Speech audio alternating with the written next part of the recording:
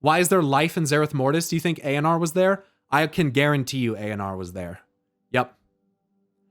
Listen, there is one specific aspect that is overtaking Zereth Mortis. What is it? One specific aspect. Life? Close. But something more specific. It's more specific than that. They use the word in the questing. It's more specific. The force that is overrunning Zereth Mortis is growth. It is the aspect of growth, which is the direct aspect of ANR, the Life Binder. She specializes in growth. Specifically, yes, she is life, yes, she is nature, but those are two higher level umbrellas. She specializes in growth. And so, when I went into the fucking Shadowlands, into SL, or into Zereth Mortis, and I saw that growth had been imbued into the catalyst of creation, the creation catalyst, and that it was roiling over Zereth Mortis,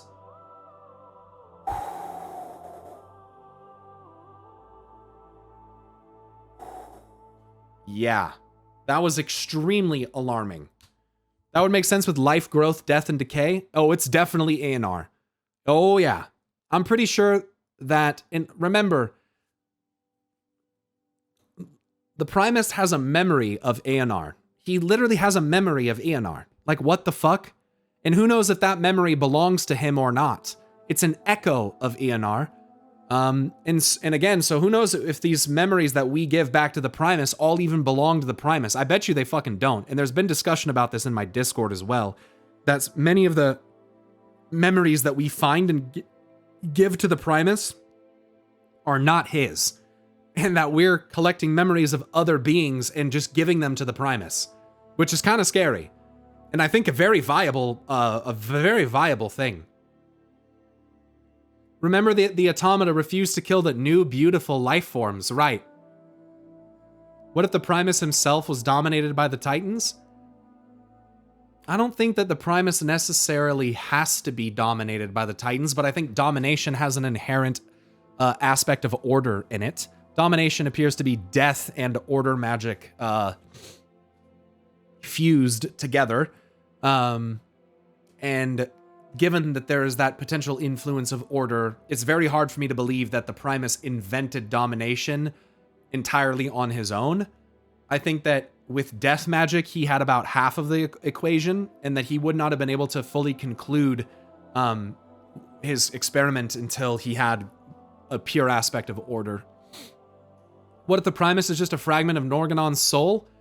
Well, I think the Primus is more likely a fragment of Aman'Thul's soul. But I do think that Aman'Thul and Norgannon already have a relationship that exists in some capacity, perhaps as time and space, maybe once a being called space-time, and that was maybe became two things. But, you know, not enough evidence for that.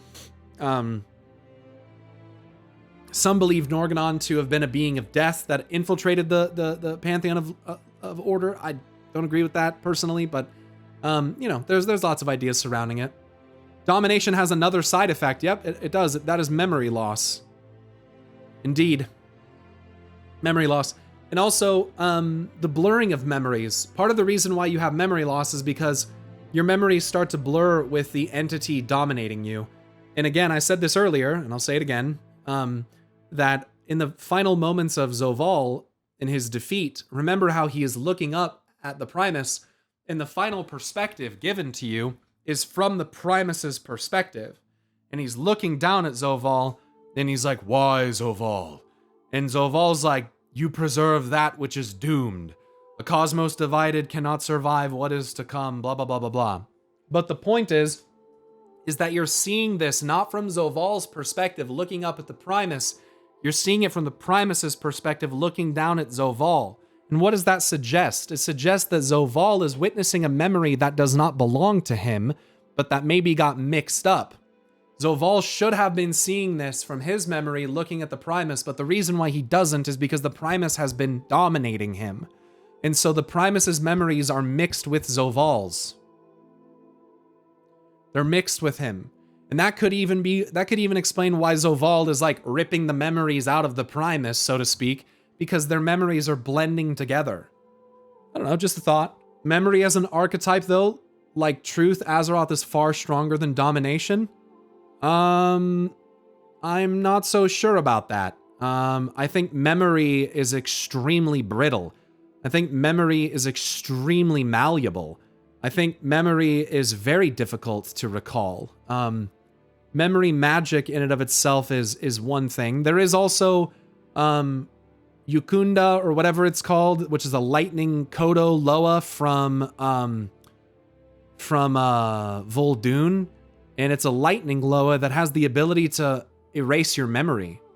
So lightning has this memory erasure capacity as well, and that really makes me think of Aman'Thul, of course, and memory manipulation. It also makes me think about A&R the Lifebinder. I remember the awakening, how life sprang forth all around us. I remember unity until it was shattered by betrayal. I remember fleeing to keep him from his prize. And while this all definitely suggests Sargeras, it's just the aspect of a memory that makes you think like, well, is she missing anything in there? Is there some context missing?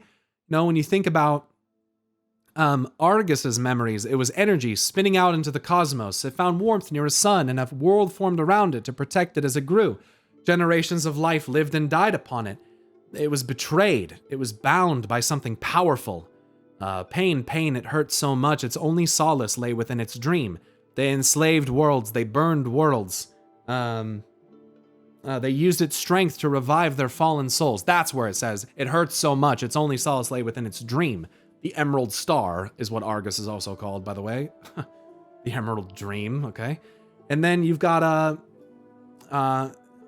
it screamed into the cosmos for help, and two bright lights answered the call. Two lights from Azeroth. And the presumption is that it was, that it's Turalyon and that it's Illyria, but Turalyon can't even hear Argus. So sometimes I think maybe the bright lights that it was talking about is like Sargeras and Agrimar or something like that. But regardless, like, it just makes you wonder, like, do these beings have the right of it? Do they really have their full memory, or do they only have fragments of it? And, let's say, like, I'm sure there was a trade. Like, if the Primus was working with Aman'Thul or the Titans, I'm sure there was probably a trade. If he learned domination or whatever, or order through them, I'm sure that they probably sought to learn something from him as well. And that may have been how to make a Mournblade. Like, that may be where Sargeras' original sword actually came from, if it wasn't the Primus making it himself. So yeah, anyway, it gets very tangential. You can go in, I can talk about that forever. So here we have some different Constellar and World Soul representations. This is Azeroth, if I'm not mistaken. This blue and red here, if I'm not mistaken, is also Azeroth. You're gonna have to help me remember this. Let me show you. The one on the right, that's Argus's World Soul in the core of Argus. And the one on the far right is Azeroth's World Soul after Argus got stabbed into it or whatever. After the energy goes down. So this is like the Broken Heart Chamber. And then as it progresses, this is what you end up with.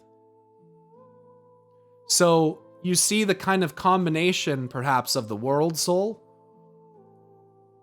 And so this is... So top picture... Okay, let me go back to this. He actually outlined it. He said top picture is meant to be... The left one is Azeroth.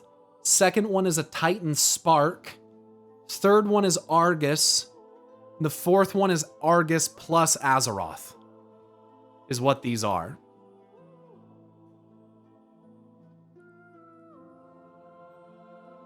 And then the next image You've got this, which is the Apocalypse module summoned by Argus during his fight on Mythic. And then you look at this, and it's like, okay. You know? And then you look at Azerite as like a soul blend, and you're like, okay.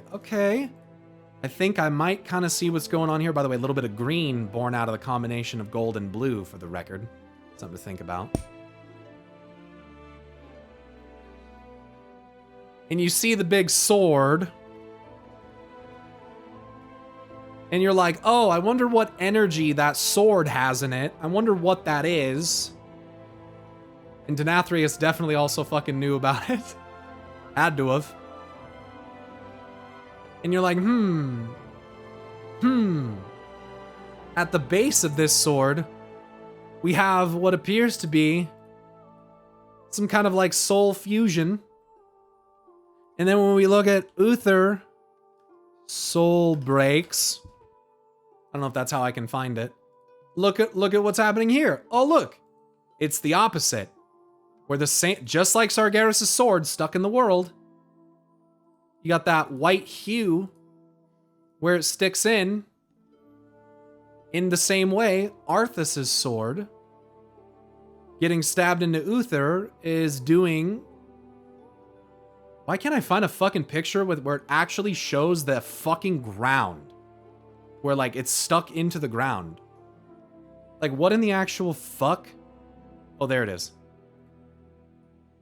So just like Uther...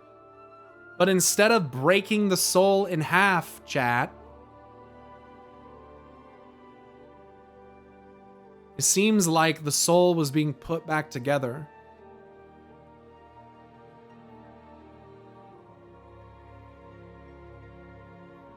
I think they're trying to directly tell us how the sword worked. It's not a fractal. The sword is powered by Argus's world soul. It's like a Mournblade powered by a soul fragment, except the soul fragment that powers it is also what's being injected. So it's like the crafting of Kingsmourn, except instead of a fragment of Arthas' soul, it was like a fragment of Azeroth's, which is Argus. And it powered this blade and was stabbed into the planet, not to act like a... It's more like an adrenaline shot. I mean, think about where he stabbed it, too. Right in the fucking heart. So instead of splitting a soul, it combined them. Yes. Yes. Yes. Yes. Yes. Yes. Yes. That's what I think happened. Yes. Instead of splitting a soul like a standard Mournblade, this did the opposite. It took a soul that had already been split and it put it back together. That's what I think happened. And we talked about this earlier. Argus, whether being a creation of Azeroth or something that was forcefully severed from Azeroth, you know, how that works, you know? Something to think about. Because it recontextualizes really what Sargeras was doing. I'd also like to throw out there that if Sargeras is Anshe, as I believe he is, then...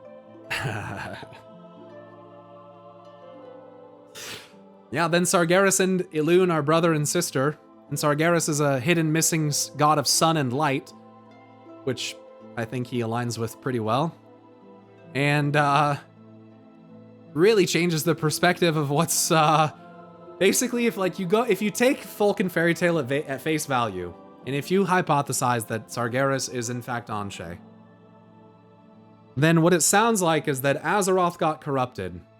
Her children, Sargeras and Elune, were really distraught and sought help to figure out how to help her.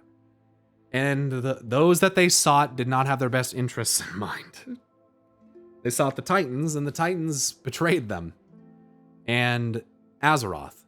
And pretty much ever since then, Sargeras has been trying to undo that. And I think Elune is mostly shackled. I think they were both shackled by the Titans, Anshe and Musha. And I think that Sargeras broke free, and I don't think Elune is free yet. I think Elune is very much still a prisoner. Although, unlike Go-Kart in my Discord, who believes that Elune is somehow imprisoned upon the seat of the Pantheon, which I understand how he gets there, I just don't agree with it. I think Elune is being jailed by Yasharaj on the moon. That's what I think is happening, but that's could be just you could be wrong too. So I think in this way, if looked at through the perspective that Sargeras is basically trying to free his mother and sister from tyrannical, overbearing gods of order who they sought help from in their mother's darkest hour, it'd be pretty fucked up, to look at it and kind of think like, this guy who's kind of framed as being the ultimate bad guy and wanting to destroy all life, might be a little bit more at play there than that. Might not be so simple.